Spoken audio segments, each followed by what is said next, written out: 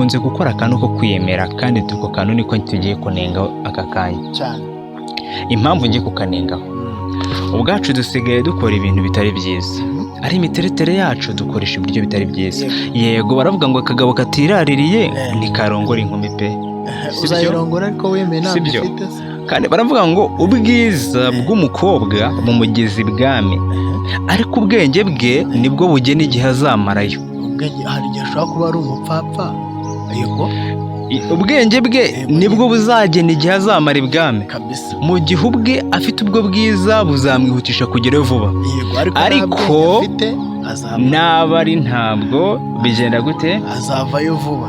ubundi ahantu byose bipfira mu buzima wumvishe ahantu byose bipfira mu buzima ntuzi buri muntu wese utekereza ntazigera ashukwa n'amarangamutima ye ngo agire ubwoba ngo iyo bazamuntwara ngo ahubagurike. iki gihe turimo patosi tujye dutekereza inshuro irenze imwe. impamvu nyabikubwira ngo inshuro irenze imwe sibyo nujya kubitekereza nutekereza inshuro irenze imwe nutazana uzagutwika uzazana umugisha kuri wowe. ubundi baravuga ati iyo uzanye umukobwa mwiza pe ufite face nziza akaba afite ubwenge bwo gushaka imibereho uba utsinze ibitego bibiri. ariko iyo uzanye umukobwa mwiza udafite ikintu na kimwe mu mutwe we isi bigutsinze ibitego bibiri ku busa. isi bigutsinze ibitego bibiri ku busa.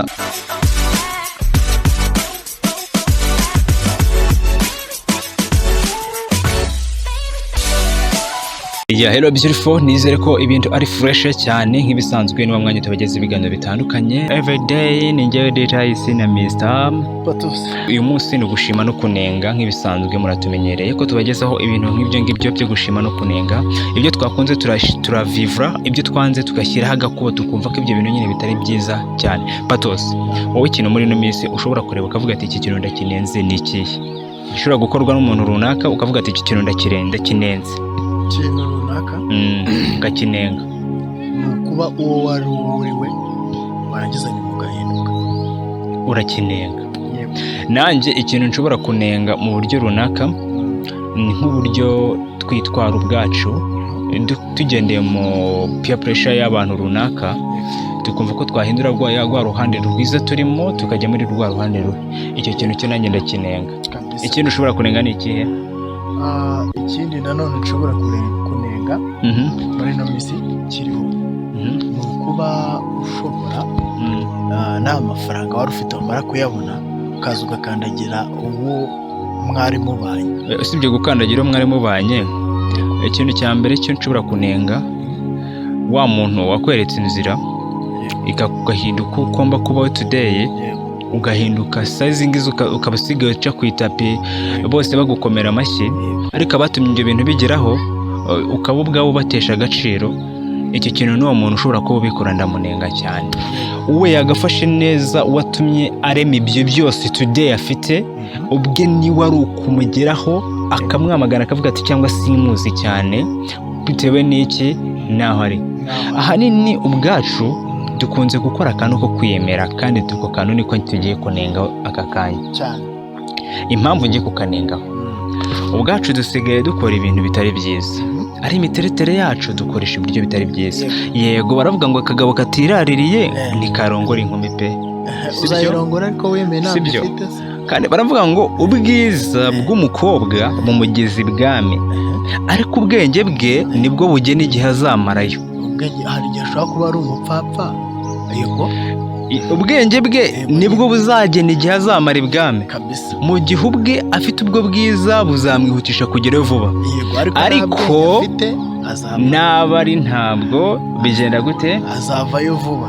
ni gute umuntu wa nyawe utekereza kubaka for future ku mpande zombi natwe twinengeho kandi twese tunenge n'abandi bose. umuntu utekereza ko today avuga ati mfite future nubatse famiye, ibyo bagiyemo ntabwo aba abizi.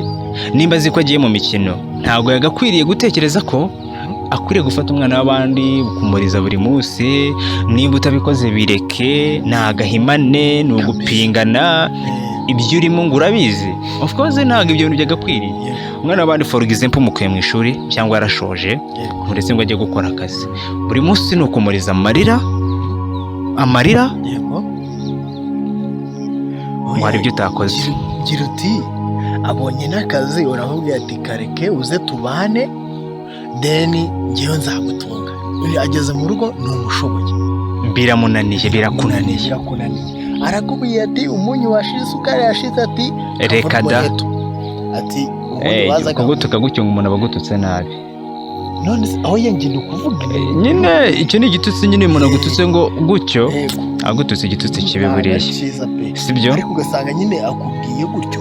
Icya mbere cyo Patosi nakubwira cyo nk'abanyarwanda badukurikira, harimo nk'urubyiruko tukiri batoya bashobora kuba wenda nk'umubyeyi aduha impanuro runaka akatubwira ati mwana wanjye waretse kwihutira muri biriya, wamanjije kubaka life ko ni time nawe uzabikora, ngo hoya ngo ubwo ngubwo uri kugira ngo uriya muntu ntango mutamumunyanyi ngo mumunyagishe ibiki n'ibiki. Of course nibyo uramukunda, nimba umukunda akomeza umukunde, ariko umanze wenda uhindure bimwe na bimwe mu buzima bwawe.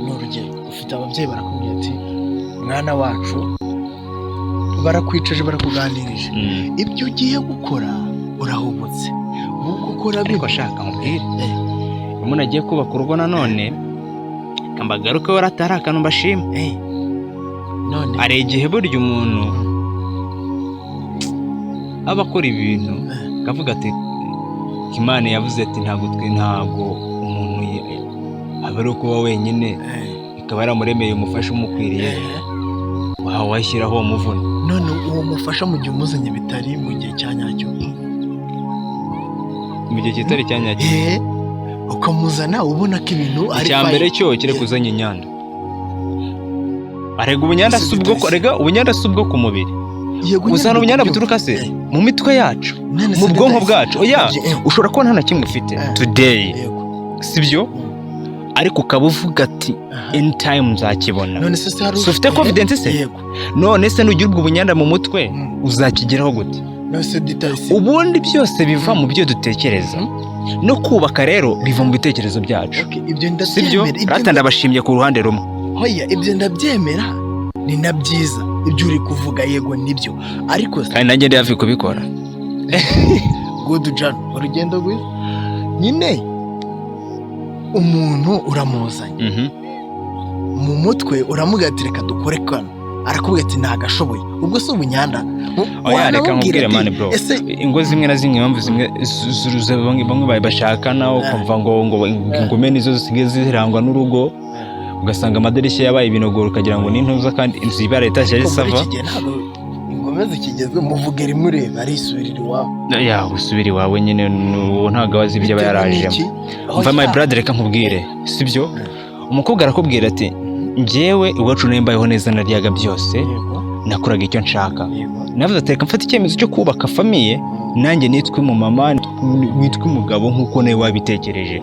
Ariko uko ubigenjeje uhise uhinduka nyuma yaho, bitandukanye n'uko wabitekereza.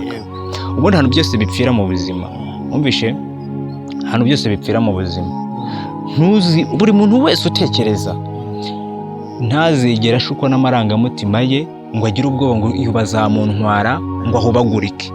Man, iyi viziyo iki gihe turimo Patosi, tujye dutekereza inshuro irenze imwe. Impamvu nyabikubwira ngo inshuro irenze imwe, sibyo? Nujya kubitekereza, nutekereza inshuro irenze imwe, nutazana uzagutwika, uzazana umugisha kuri wowe. Ubundi baravuga ati iyo uzanye umukobwa mwiza pe, ufite face nziza, akaba afite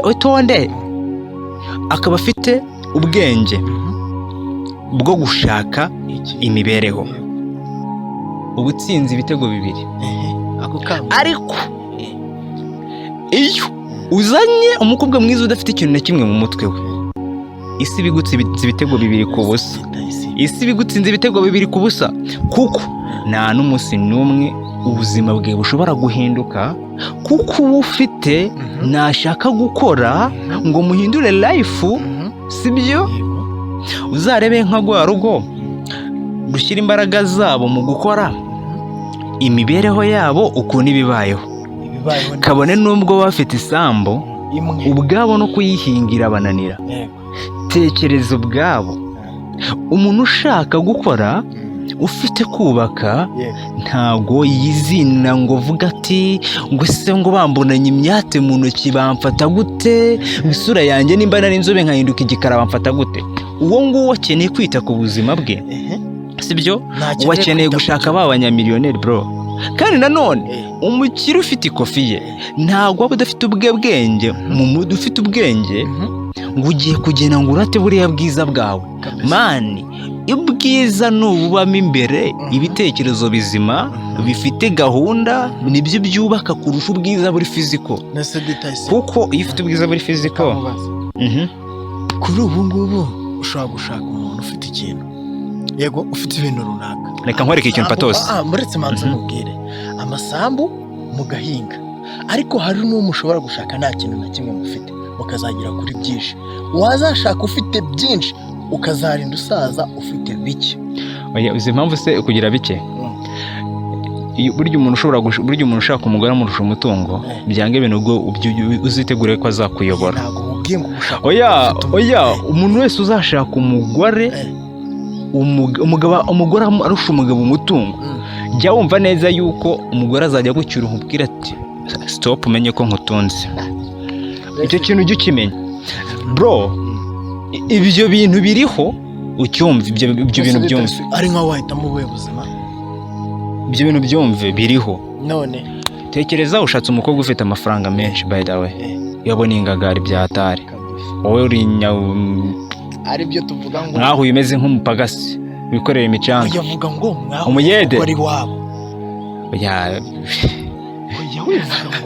Umuyede ubishe uzi ko umuyede atunga akanahahira. None se nkubaza ikibazo kimwe, ibyo nabyumva atunga urugo. Mva bro, umukobwa wese wageze ku mafaranga, sibyo? Ntabwo mani cyangwa buri muntu wese ufite ikofi sha just mani ntabwo waza umukaraga ubwo bwiza bw'Imana ngo ugiye kumupafura mani ngo ikofi yirye. Reka nkubwize ukuri, kuri iyi si mu bintu bya mbere bibaho bivunanye si ugushaka amafaranga. Uzi amajoro abantu benshi barara cyane mwana, uzi abenshi na benshi bapfira mu miringoti mani bagiye gushaka ibiceri. Yego umuntu yava iwabo kwivuka akagishyanga abagiye gukora iki? Abagiye gushaka amafaranga. Tekereza mani umugeri mani ngo gukarangiye akanyobwa kugira ngo arye utwo wavunikiye mani. Uzi ikintu cya mbere kibaho se, urayatanze today ariko ujya wibuka neza yuko nawe ugiye nuhura n'ikibazo uzitabaza ndetse numwitabaza zakwita uzitabaza mama wawe, umubyeyi wawe n'uzitabaza kuko ari mu